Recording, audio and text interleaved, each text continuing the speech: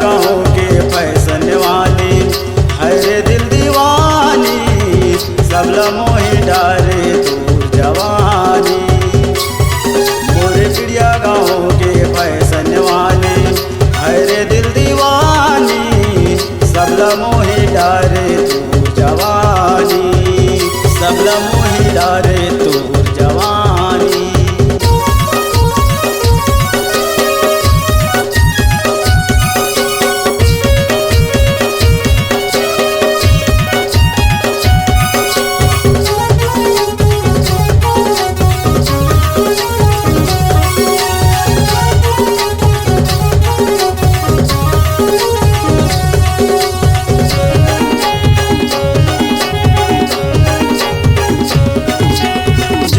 Trouser पहन के गोरी सबला दीवाना बनाए हो, सबला दीवाना बनाए।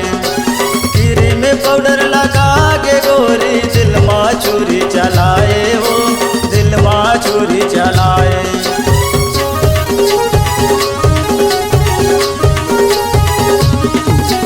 जीन्स ट्राउजर पहन के गोरी सबला दीवाना बनाए हो, सबला दीवाना बनाए। पाउडर लगा के गोरी दिल माँ चोरी चलाए हो, दिल माँ चोरी चलाए। मोरे अजय की सुसी महारानी हरे दिल दीवानी सबला मोही डारे तूर जवानी।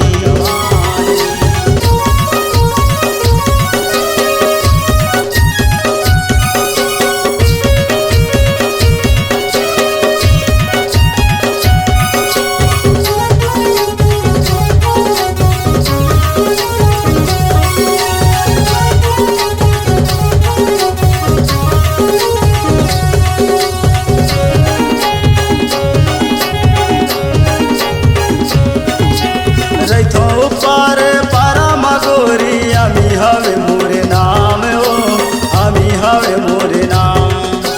शीतल किराना दुकान मगोरी बैठे रहतो दिन रात वो, बैठे रहतो दिन रात।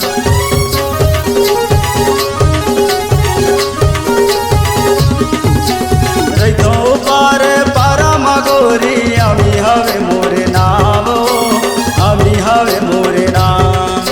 शीतल किराना दुकान मगोरी बैठे रहतो दिन रात वो, बैठे रहतो दिन रात। मोरे हरि की राधिका रानी हरे दिल दीवानी सबला मोही डारे